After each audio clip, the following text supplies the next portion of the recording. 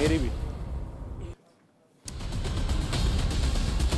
नमस्कार, मेरा पूरा देश सुन रहा है। राष्ट्र की आवाज 130 करोड़ लोगों की एक ही आवाज, आपके साथ मैं हूं सरफराज, मैं सरफराज सैफी। आपको बताना चाहता हूं उत्तर प्रदेश के करहल के कुरुक्षेत्र के बारे में आज सियासत के दिग्गजों का जमावड़ा रहा है।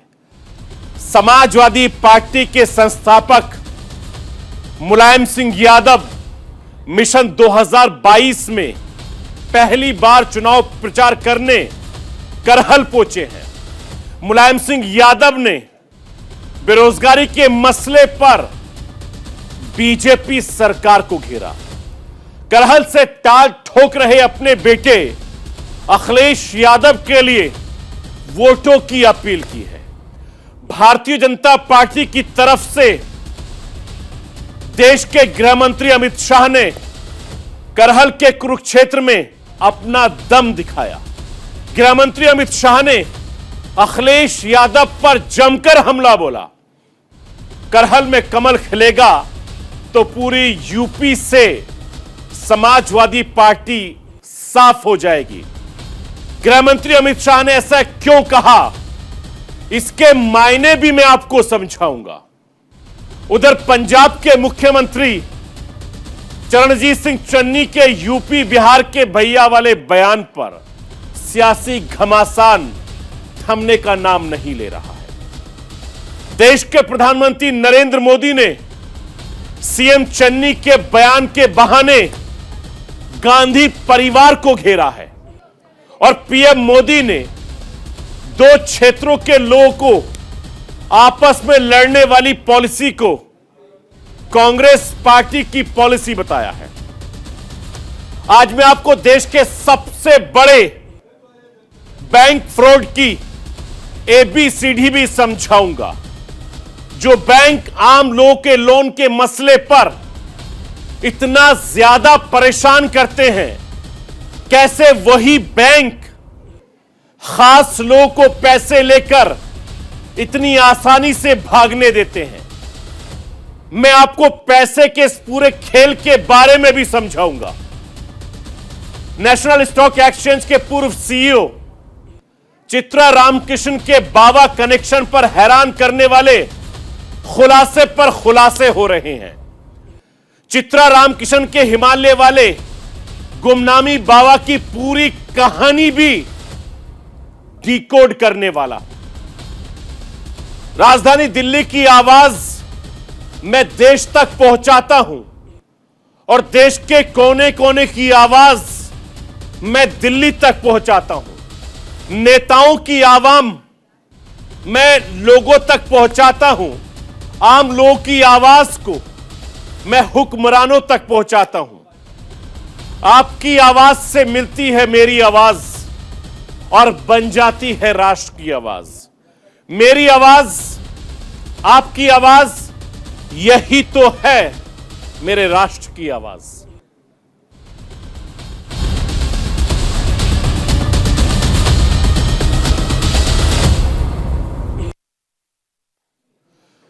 गुजरात की एबीजी शिपयार्ड कंपनी ने 28 बैंकों से 22,000 करोड़ रुपए से ज्यादा का कर्ज लिया, फिर कर्ज नहीं लौटाने का खेल खेला। इस बीच एनपीए और सीडीआर वाला वही पुराना दांव फिर से शामिल हो गया। मैं सरफराज सैफी आपको देश के सबसे बड़े बैंक घोटाले का पूरा सच दिखाऊंगा। एबीजी शिपयार्ड वाली कंपनी के बैंक घोटाले की पूरी एबीसीडी भी समझाऊंगा। जो बैंक आम लोगों को लोन के मसले पर इतना ज्यादा परेशान करते हैं, आखिर कैसे वही बैंक इतना ज्यादा पैसा ऋषि अग्रवाल जैसे खास लोगों को इतनी आसानी से दे देते हैं, बिना उनका या उनकी कंपनी का ट्रैक रिकॉर्ड देखे हुए। करोड़ों रुपए का लोन देते हैं, मैं आपको समझाने की कोशिश करूंगा कि पैसे के इस खेल को किस तरीके से खेला गया है। आप भी देखिए और समझिए।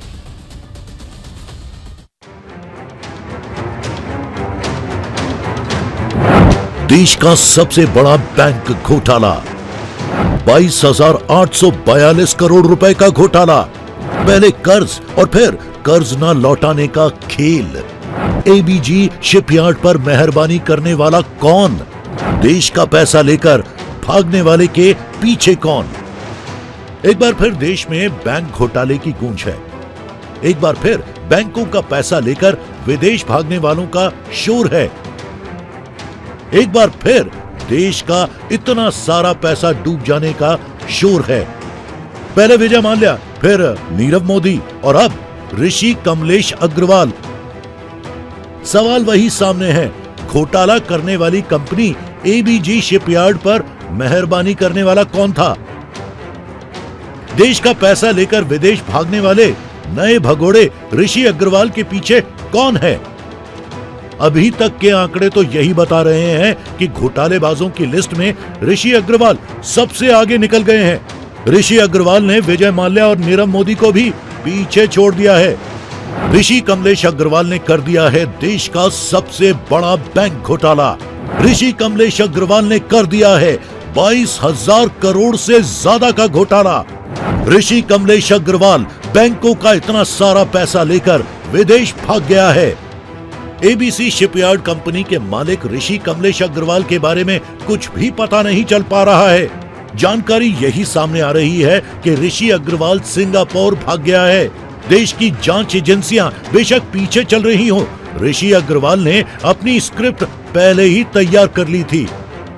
सिंगापुर में सेटल होने की तैयारी पहले से ही कर ली थी। ऋषि अग्रवाल फरार हो गया और अब देश की जांच एजेंसियां एक एक कर जाग रही हैं। पहले सीबीआई जागी, अब 10 दिन के बाद ईडी जाग रही है। 28 बैंकों के साथ 22,842 करोड़ रुपए की धोखाधड़ी करने के मामले में अब प्रवर्तन निदेशालय यानी ईडी ने भी एबीजी शिपयार्ड के खिलाफ केस दर्ज कर लिया है। ईडी ने एबीजी शिपयार्ड और उसके अधिकारियों के खिलाफ प्रिवेंशन ऑफ मनी लॉन्ड्रिंग यानी पीएमएलए के तहत केस दर्ज किया है। इससे पहले 7 फरवरी को सीबीआई ने धोखाधड़ी के आरोप में केस दर्ज किया था। अंदेशा यही जताया जा रहा है कि अग्रवाल सिंगापुर भाग गया है। हैरानी होती है, सिर्फ समय बदला हुआ है। बैंकिंग फ्रॉड की स्क्रिप्ट बिल्कुल वही है। चाहे विजय माल्या का केस हो या फिर नीरव मोदी का केस, बैंकों के धोखेबाजी की एक ही कहानी सामने आती है। देश का आम आदमी अपनी आम जरूरतों के लिए लोन लेना चाहे तो पसीने छूट जाते हैं, और अगर लोन लेकर किसी कारणवश लोन की बस एक किश्त मिस कर जाए, बैंक वाले पूरी तरह पीछे पड़ जाते हैं, अलग अलग तरीकों से जलील करते हैं, परेशान करते हैं। लेकिन बैंकों के साथ बड़ा फ्रॉड करने वालों की कहानी हैरान करती है। एक जैसी स्क्रिप्ट पर बैंकों के साथ करोड़ों का घोटाला कर जाते हैं ऋषि अग्रवाल जैसे लोग, और बैंक के कर्मचारी हो या फिर जांच एजेंसियां, सारे देखते ही रह जाते हैं। एबीजी शिपयार्ड कंपनी की स्थापना साल 1985 में की गई। कंपनी का शिपयार्ड गुजरात के दहेज और सूरत में है। एबीजी कंपनी का हेडक्वार्टर मुंबई में है। कभी देश की सबसे बड़ी शिपयार्ड कंपनी रह चुकी है। एबीजी शिपयार्ड नौसेना, कोस्ट गार्ड समेत दुनिया के कई देशों के लिए जहाज बनाने और मरम्मत का काम करती है। एक रिकॉर्ड के अनुसार एबीजी शिपयार्ड ने 16 साल में 165 से अधिक जहाजों का निर्माण किया। इसमें 46 जहाजों का निर्माण विदेशी बाजारों के लिए किया गया। एबीजी शिपयार्ड कंपनी का ट्रैक रिकॉर्ड बताता है कि कंपनी बहुत अच्छा परफॉर्म कर रही थी, लेकिन साल 2008 की आर्थिक तंगी का दौर कंपनी पर भारी पड़ने लगा। विशेषकर विदेशी ऑर्डर कम होने लगे। लगातार आर्थिक तंगी की ओर कंपनी बढ़ती चली गई। तब केंद्र की यूपीए सरकार की तरफ से कंपनी को संभालने की हर संभव कोशिश की गई, लेकिन बदहाल होती स्थिति में भी एबीजी कंपनी को लोन मिलते चले गए। ये बात जरूर संदेह पैदा करती है। कंपनी अलग अलग बैंकों से करोड़ों रुपए में कर्ज उठाती चली गई। एबीजी कंपनी का लोन। साल 2006 एबीजी ने 100 करोड़ रुपए का बैंक लोन लिया था। इसमें से 80 करोड़ रुपए का लोन एसबीआई ने दिया। धीरे धीरे ये क्रेडिट लिमिट 2008 तक बढ़कर 1558 करोड़ रुपए तक पहुंच गई। इसी तरह कंपनी ने अलग अलग 28 बैंकों से कर्जा लिया था। साल 2008 में मंदी का तर्क देकर कंपनी ने सीडीआर की मांग की थी। साल 2014 में कंपनी ने बैंक के साथ समझौता किया था। मंदी के कारण शिपिंग इंडस्ट्री में भारी घाटा बताकर आर्थिक हालात कमजोर होने का हवाला दिया। कॉर्पोरेट डेट रिस्ट्रिक्टिंग यानी सीडीआर की मांग रखी, जिसे बैंक ने मान लिया। लेकिन फिर साल 2016 में ऋषि अग्रवाल ने 2.66 लाख करोड़ रुपए की चल अचल संपत्ति बताकर 1935 करोड़ रुपए का लोन ले लिया। बैंकों से लिए लोन को करार के अनुसार चुकाने के लिए समझौता भी किया, लेकिन कंपनी द्वारा असमर्थता जताने पर कर्ज को एनपीए घोषित कर दिया गया। और फिर फाइनली बैंक ने कंपनी के कर्ज को एनपीए में डाल दिया। तो ये तो रही कंपनी की लोन से लेकर एपीए तक की यात्रा। एबीजी कंपनी के इस आर्थिक घपलेबाजी के ट्रैक रिकॉर्ड पर गौर करें तो साफ पता चलता है कि बैंक कर्मचारियों की मिली भगत या फिर पॉलिटिकल नेक्सस की वजह से ही ये सब संभव हो पाया।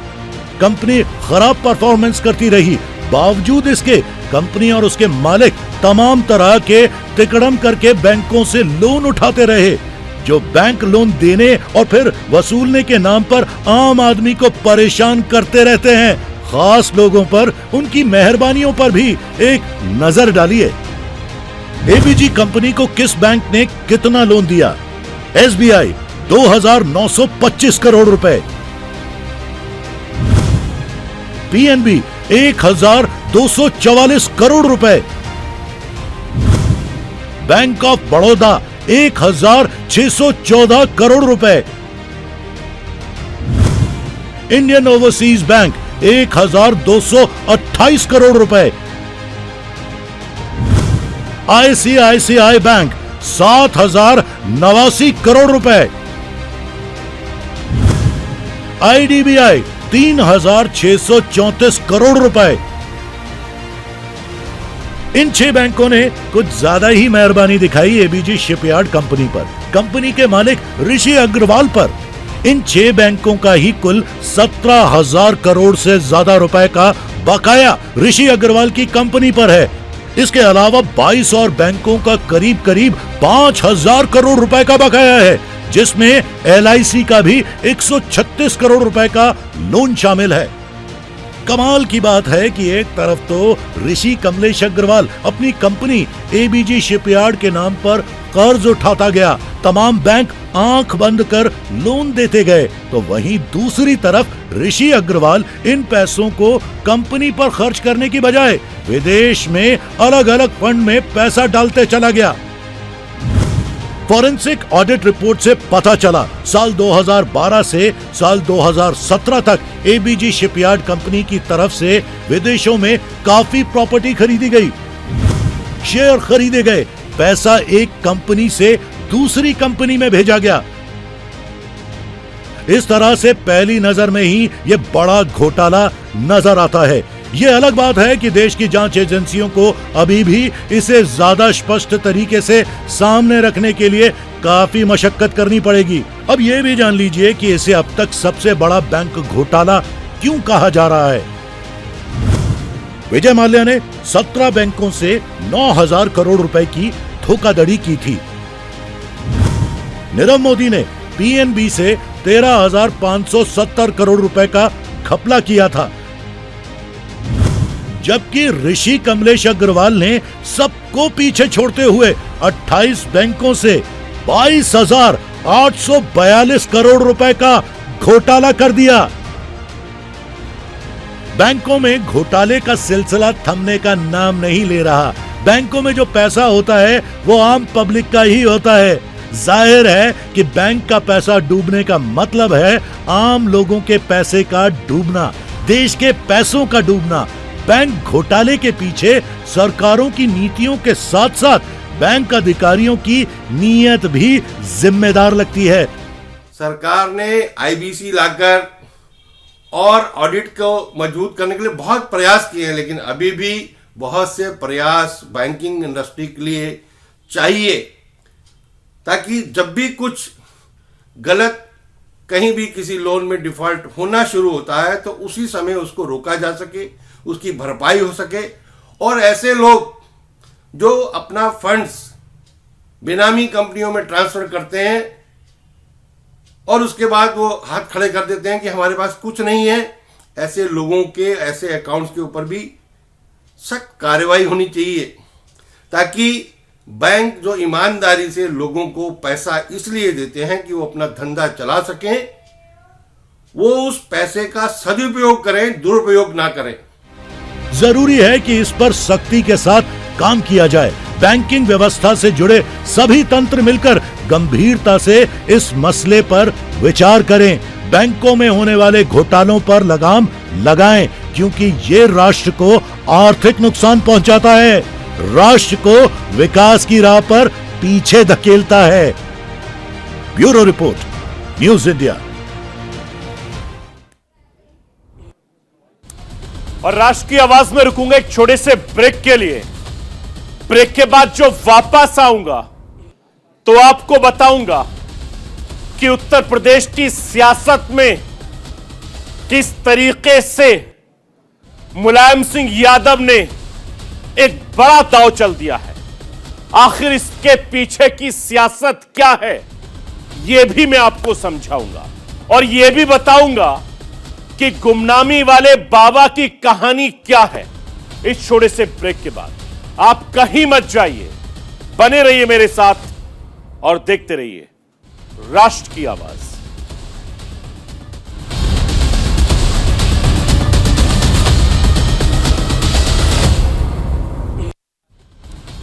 ब्रेक के बाद एक बार फिर आपका स्वागत है। आप देख रहे हैं राष्ट्र की आवाज। सियासत में बाबाओं के बारे में बहुत सुना होगा। ऐसे कई नेता हैं जो बाबा और तांत्रिक पर काफी ज्यादा भरोसा करते हैं। कोई भी काम करने से पहले बाबा और तांत्रिकों की सलाह जरूर लेते हैं। मैं आपको यह बताना चाहता हूं, देश की आर्थिक राजधानी मुंबई में आजकल हिमालय के एक अज्ञात बाबा की बड़ी चर्चा हो रही है। नेशनल स्टॉक एक्सचेंज की पूर्व सीईओ चित्रा रामाकृष्णन ने अज्ञात बाबा से कई सलाह ली है। आनंद सुब्रमण्यम की नियुक्ति भी गुमनाम योगी के कहने पर हुई है। अब एनएसई की पूर्व सीईओ इस पूरे मामले में फंसती हुई दिखाई दे रही हैं। मैं आपको यह बताना चाहता हूं, एनएसई की पूर्व सीईओ इनकम टैक्स महकमे की जाल में घिर गई है। चित्रा रामाकृष्णन के घर पर छापेमारी की गई, उनके कागजात पुराने चेक किए गए। अब इस बात की जांच हो रही है कि वो कौन से गुमनामी बाबा के प्रभाव में थी और लगातार इस तरह की हरकत और काम कर रही थी। ऐसे कई लोग हैं जो बाबा और तांत्रिक के इशारों पर काम करते हैं।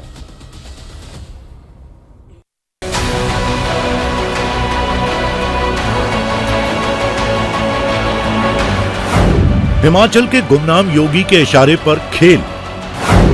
एनएसई की पूर्व प्रमुख पर बाबा को जानकारी देने का आरोप। खुलासा होने पर आयकर विभाग के ताबड़तोड़ छापे। नेशनल स्टॉक एक्सचेंज की पूर्व प्रमुख चित्रा रामकृष्ण महज कुछ दिन पहले तक आर्थिक मामलों की धुरंधर थीं। उनका एक आदेश कारोबारी जगत में खलबली मचा देता था, लेकिन अब वो इनकम टैक्स के जाल में फंस गई हैं। मुंबई स्थित उनके घर पर आयकर विभाग ने छापा मारा। आईटी के अधिकारियों ने कागजात खंगाले। चित्रा रामकृष्ण पर आरोप है कि उन्होंने गुमनाम योगी से गोपनीय जानकारी साझा की है। चित्रा रामकृष्ण को लेकर आए दिन जो नए नए खुलासे हो रहे हैं वो बॉलीवुड की मसालेदार फिल्म की तरह लग रहे हैं। चित्रा रामकृष्णन अप्रैल 2013 से दिसंबर 2016 तक एनएसई की चीफ थी। कार्यकाल में एनएसई चीफ ने आनंद सुब्रमण्यम की नियुक्ति की। आनंद सुब्रमण्यम ने बतौर चीफ स्ट्रैटेजिक एडवाइजर के तौर पर एंट्री की। आनंद सुब्रमण्यम की नियुक्ति एक अदृश्य योगी की सलाह पर हुई थी। चित्रा रामकृष्णन अज्ञात योगी के कहने पर कई बड़े फैसले लेती थी। गुमनाम योगी को चित्रा रामकृष्णन शिरोमणि कहती थी। चित्रा रामकृष्णन के मुताबिक एक आध्यात्मिक शक्ति उन्हें फैसले लेने के लिए कहती थी। अज्ञात योगी पिछले 20 सालों से उनका मार्गदर्शन कर रहे हैं। नेशनल स्टॉक एक्सचेंज, जिसकी मार्केट कैप है 303 लाख करोड़, $3 ट्रिलियन, उसको कोई बाबा चला रहा है। ये मैं नहीं कह रहा, सेबी ने अपनी रिपोर्ट में लिखा है। और वो बाबा कौन है, सेबी कहती हमें भी नहीं पता। वो कहां रहते हैं नहीं पता, कोई हिमालय में कोई पहाड़ पे रहते हैं वो बाबा। ये सेबी की रिपोर्ट है। ये वही स्टॉक एक्सचेंज है जहां पे बड़े बड़े लोग अपने स्टॉक्स को लिस्टेड करते हैं और उनकी वेल्थ एक साल में 8 गुना हो जाती है। प्रधानमंत्री जी के एक मित्र की पिछली साल हो गई थी, दूसरे मित्र की 2 गुना हो गई। उस स्टॉक एक्सचेंज के निर्णय कौन ले रहा है? बाबा। वो अदृश्य बाबा कौन है ये देश को नहीं पता। चित्रा रामकृष्णन और गुमनाम योगी वाले खुलासे के बाद मार्केट रेगुलेटरी सेबी हरकत में आई। आंतरिक जांच के बाद एनएसई की पूर्व प्रमुख पर 3 करोड़ रुपए का जुर्माना भी लगा। ऐसा नहीं है कि केवल चित्रा रामकृष्णन, बल्कि देश से लेकर दुनिया की कई बड़े शख्सियत बाबा और योगी के कहने पर फैसले लेते थे।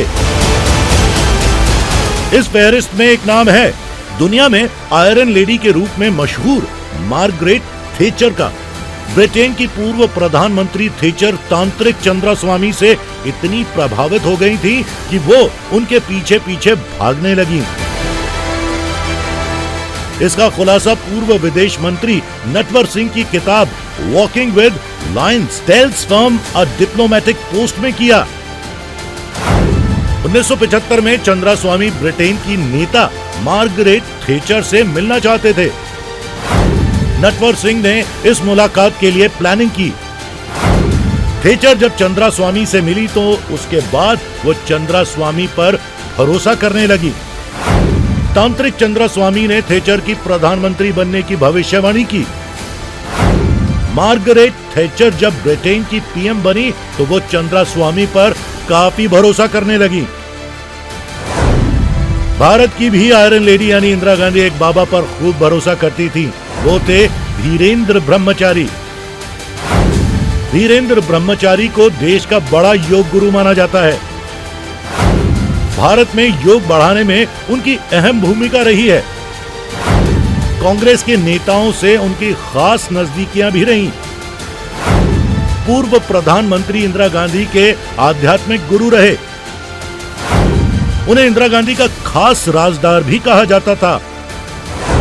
कहा जाता है कि संजय गांधी के बाद इंदिरा गांधी सबसे ज्यादा भरोसा धीरेन्द्र ब्रह्मचारी पर करती थी। कुल मिलाकर कहा जाए तो बाबा और तांत्रिक का प्रभाव हर क्षेत्र में है। सियासत में तो इनकी खबर सुनने को मिलती थी, लेकिन शायद ये पहली बार है कि अर्थ जगत की धुरंधर भी किसी गुमनामी बाबा के चक्कर में पड़ गईं।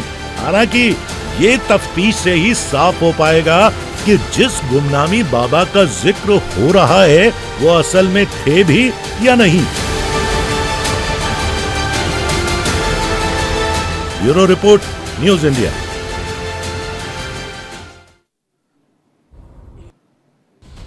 और पढ़े लिखे लोग भी ऐसे बाबाओं तांत्रिकों के चक्कर में आकर गलत फैसले लेते हैं।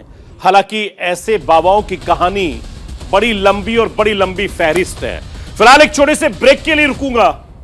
जब ब्रेक के बाद वापस आऊंगा तो आपको बताऊंगा कि पंजाब के मुख्यमंत्री सीएम चन्नी ने भैया वाले बयान पर क्या कुछ कहा है, बताऊंगा इस छोटे से ब्रेक के बाद।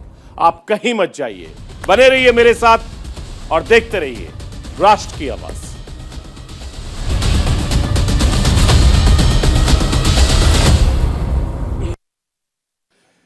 ब्रेक के बाद एक बार फिर आपका स्वागत है। पंजाब में चुनाव से पहले सीएम चन्नी को उत्तर प्रदेश बिहार के लोगों को नो एंट्री वाला बयान उनके लिए गले की आफत बन गया है। हालात ये हो गए हैं कि अब सीएम साहब को सफाई देनी पड़ रही है। पंजाब की सियासी समीकरण में उत्तर प्रदेश बिहार के लोगों से नफरत वाले बयान से हैरान हूं। संवैधानिक पद पर बैठे मुख्यमंत्री साहब कैसे ऐसा बयान दे सकते हैं? मैं आपको यह बताना चाहता हूं, सीएम साहब ने भले ही बयान पर सफाई दे दी हो, लेकिन उत्तर प्रदेश बिहार के लोगों को पंजाब में घुसने ना देने वाला बयान पंजाब के चुनावी मैच में सेल्फ गोल साबित हो सकता है। आप कहते हो उत्तर प्रदेश के भाइयों को घुसने नहीं दोगे, क्या भाषा बोलते हो तुम लोग?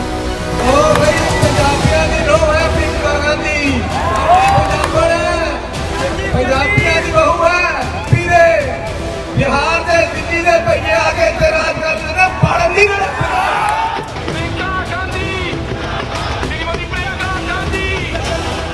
पंजाब के चुनावी समर में यूपी बिहार के भैयाओं की नो एंट्री वाला बयान खूब तूल पकड़ रहा है।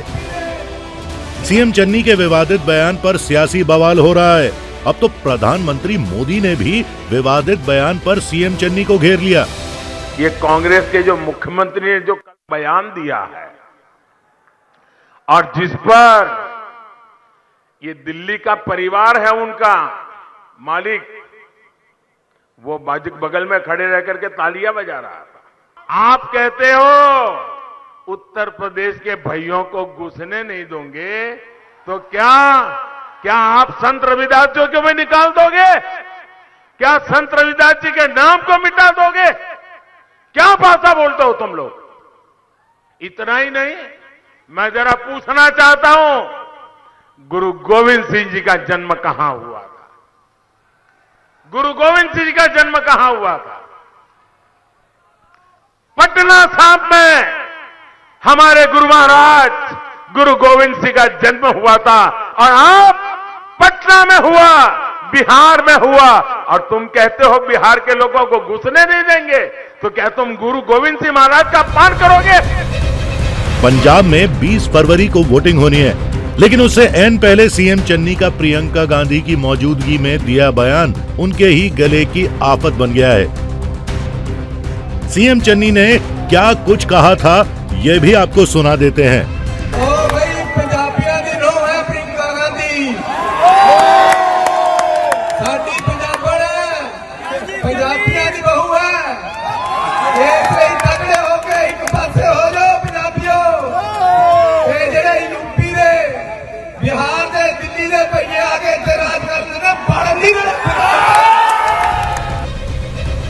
पंजाब की सियासत में यूपी और बिहार के लोगों को निशाने पर लिया जा रहा है, जिस पर दोनों प्रदेशों में नाराजगी देखने को मिल रही है। 5 राज्यों में चुनाव के बीच पंजाब के मुख्यमंत्री का बयान हर किसी को अखर रहा है। बिहार के मुख्यमंत्री नीतीश कुमार ने सीएम चन्नी के बयान पर ऐतराज जताया है। चुनावों से ऐन पहले सीएम चन्नी ने यूपी बिहार का अपमान करने वाला बयान क्यों दिया, ये तो वो ही जाने, लेकिन जिस तरह से ये बयान तूल पकड़ रहा है, उससे सीएम चन्नी को भी अपनी गलती का एहसास हो गया है। सीएम चन्नी ने पूरे मामले पर सफाई पेश की है। मेरे एक बयान को तोड़ मरोड़ कर पेश किया जा रहा है। प्रवासी जितने पंजाब में लोग आए हैं, आज तक उन्होंने अपना खून पसीना लगाकर पंजाब को विकास के रास्ते पे तोड़ा है, और उन्होंने हमेशा विकास के लिए काम किया है। डेवलपमेंट में काम करते हैं, फैक्ट्रियों में काम करते हैं, और हमारा उनसे 9 मास का रिश्ता है और प्यार है और दिल से है, इसको कोई निकाल नहीं सकता। लेकिन कुछ मेरे बयान को इन्होंने अपने तरीके से पेश किया है। मैं फिर कहना चाहता हूँ कि जो दुर्गेश पाठक, संजय सिंह, केजरीवाल जैसे लोग बाहर से आकर खलल डालते हैं, मैंने उनके बारे में बात की है। लेकिन जो यूपी, बिहार, राजस्थान या जहाँ जहाँ से भी लोग पंजाब में हम आते हैं और पंजाब में काम करते हैं, पंजाब उनका भी उतना ही है जितना हमारा है। इसलिए इसको गलत तरीके से पेश करना सही नहीं है। एक तरफ चन्नी पूरे बयान पर सफाई पेश कर रहे हैं तो दूसरी तरफ प्रियंका गांधी इसी मुद्दे पर बीजेपी को घेरती नजर आ रही हैं। यूपी, बिहार पर सियासत की रवायत देश में बहुत पुरानी है। कभी इस नफरत की राजनीति को महाराष्ट्र में शिवसेना ने अपनाया तो कभी राज ठाकरे की पार्टी ने। अब वही नफरत की आग सियासी समर में पंजाब तक पहुंच गई है। वोटों के नफा नुकसान के समीकरण को देखते हुए चन्नी ने सफाई भी पेश कर दी। लेकिन चुनाव चल रहे हैं तो यूपी, बिहार के लोगों को पंजाब में नो एंट्री पर सियासत भी खूब हो रही है। Bureau report, news India.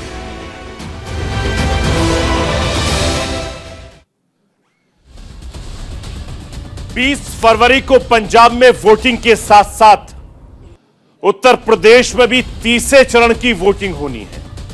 तीसरे चरण में 16 जिलों की 59 विधानसभा सीटों पर वोट डाले जाने हैं। मैं सरफराज सैफी तीसरे चरण की सबसे हाई प्रोफाइल सीट करहल विधानसभा का पूरा समीकरण आपको समझाने जा रहा हूं। कैसे मिशन 2022 में करहल कुरुक्षेत्र बन गया, यह भी आपको समझाऊंगा। आज करहल में सियासत के कई दिग्गज पहुंचे।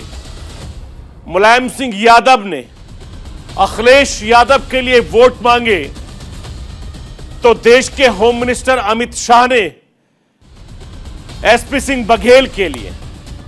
मैं आपको यह बताना चाहता हूं, करहल समाजवादी पार्टी की यादव पॉलिटिक्स का सबसे बड़ा गढ़ है।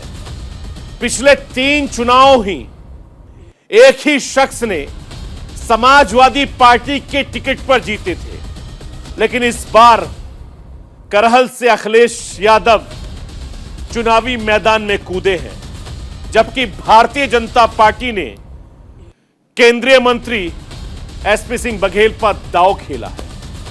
करहल का कुरुक्षेत्र कौन जीतेगा, यह 10 मार्च को साफ हो जाएगा।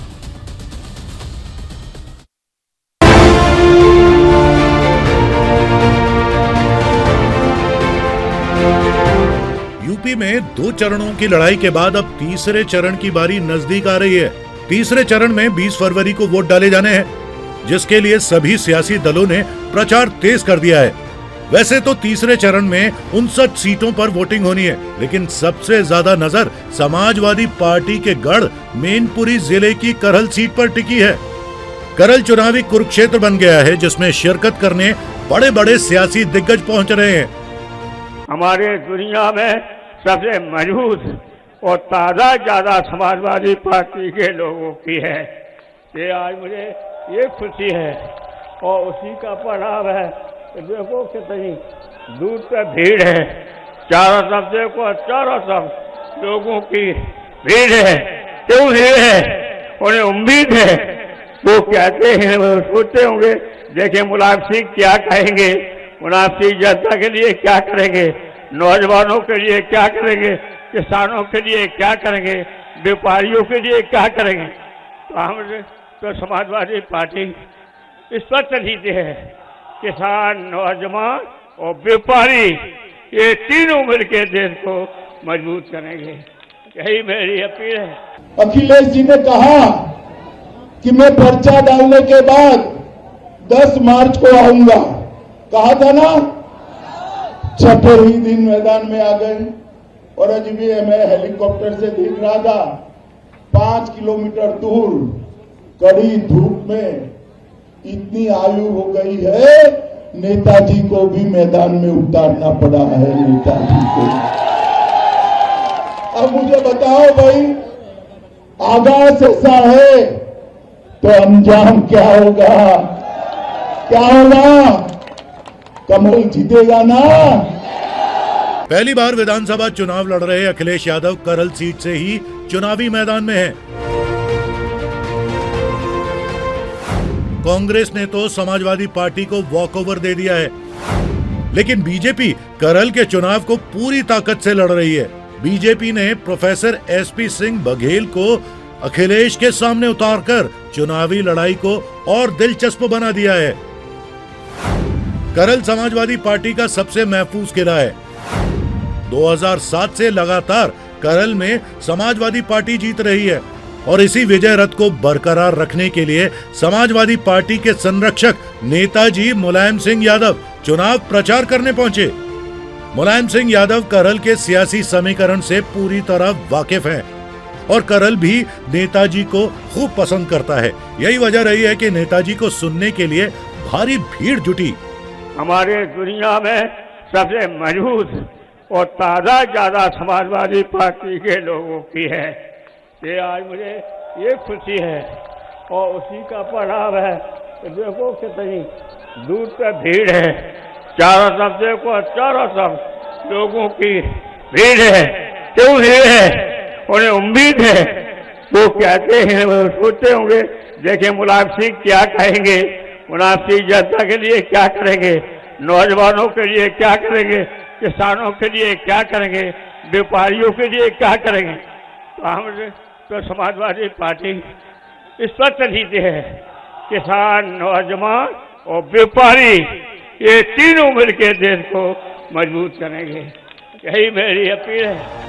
मुलायम सिंह यादव ने चुनावी मंच से बीजेपी को निशाने पर लिया। यहाँ तक कह दिया कि बीजेपी राज में किसानों का हाल और बुरा हो गया है। नेताजी के सानिध्य में अखिलेश यादव भी मुखर हो गए और अपने चुनावी क्षेत्र से बीजेपी पर बयानों की बौछार कर दी। भारतीय जनता पार्टी से बड़ा झूठ कोई पार्टी नहीं बोलती। बताओ भारतीय जनता पार्टी झूठ बोलती है कि नहीं बोलती है? बताओ भारतीय जनता पार्टी झांसा देती है कि नहीं देती है? भारतीय जनता पार्टी झगड़ा लगाती है कि नहीं लगाती है? इसलिए भारतीय जनता पार्टी को अपना नाम बदलने से लेना चाहिए। भारतीय जनता पार्टी नहीं, इनको भारतीय झगड़ा पार्टी नाम रख लेना चाहिए, क्योंकि जनता उनका समर्थन नहीं कर रही है। इसलिए सहानुभूति लेने के लिए कुछ भी कर सकते हैं। करल विधानसभा सीट बीजेपी एक बार जीत चुकी है। ये बात अलग है कि 2002 में बीजेपी की टिकट पर चुनाव जीते सोबरन सिंह यादव 2007 के चुनाव से ऐन पहले समाजवादी पार्टी में शामिल हो गए थे और तब से अब तक समाजवादी पार्टी के टिकट पर ही करल से चुनाव जीत रहे हैं। 15 साल से जरूर करल पर समाजवादी पार्टी का कब्जा हो, लेकिन बीजेपी जानती है कि करल में मेहनत का फल मिल सकता है।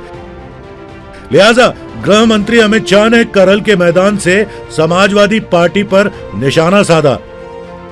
अखिलेश जी ने कहा कि मैं पर्चा डालने के बाद 10 मार्च को आऊंगा, कहा था ना। छठे ही दिन मैदान में आ गए और आज भी मैं हेलीकॉप्टर से देख रहा था 5 किलोमीटर दूर कड़ी धूप में इतनी आयु हो गई है, नेताजी को भी मैदान में उतारना पड़ा है। नेताजी को अब मुझे बताओ भाई, आगाज ऐसा है तो अंजाम क्या होगा? क्या होगा? कमल जीतेगा ना। करल से बीजेपी प्रत्याशी प्रोफेसर एसपी सिंह बघेल कभी समाजवादी पार्टी में थे और आज तक वो नेताजी को अपना राजनीतिक गुरु मानते हैं। उत्तर प्रदेश के सियासी युद्ध में पीएम मोदी भी पूरी ताकत से प्रचार कर रहे हैं। फतेहपुर के चुनावी मंच से पीएम मोदी ने परिवारवाद के मुद्दे पर समाजवादी पार्टी पर सबसे बड़ा वार किया। बहनों को मुफ्त गैस कनेक्शन हो, हर घर बिजली हो, हर गांव तक सड़क हो, पढ़ाई हो, दवाई हो, कमाई हो, सिंचाई हो। गरीब के लिए हम जो भी काम करें, ये परिवारवादियों को, जिन्होंने गरीबों को वोट बैंक बना के रखा था, उनकी नींद हराम हो गई है कि हमने तो नारे दे करके उनको पकड़ के रखा। ये मोदी शौचालय दे रहा है, ये मोदी घर दे रहा है, ये मोदी गैस का कनेक्शन दे रहा है, ये मोदी बैंक के खाते लगा रहा है, ये मोदी बच्चों को पढ़ाई के लिए व्यवस्था कर रहा है, ये मोदी मुफ्त में बीमार हो गए तो दवाई की व्यवस्था करता है। इनको लग रहा है उत्तर प्रदेश में तीसरे चरण की वोटिंग 20 फरवरी को होनी है और उसी चरण में करहल सीट पर वोट डाले जाएंगे। वैसे तो करहल यादव बहुल्य सीट है, लेकिन सियासत में कुछ भी संभव है। जिस तरह बीजेपी ने 2002 में यादव लैंड में सेंध लगाई थी, इसी इतिहास को दोहराने की बीजेपी उम्मीद कर रही है। और ये बात तो सब जानते हैं कि उम्मीद पर दुनिया कायम है।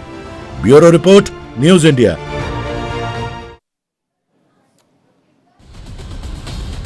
तो ये थी राष्ट्र की आवाज। बाकी खबरों के लिए आप बने रहिए न्यूज इंडिया के साथ।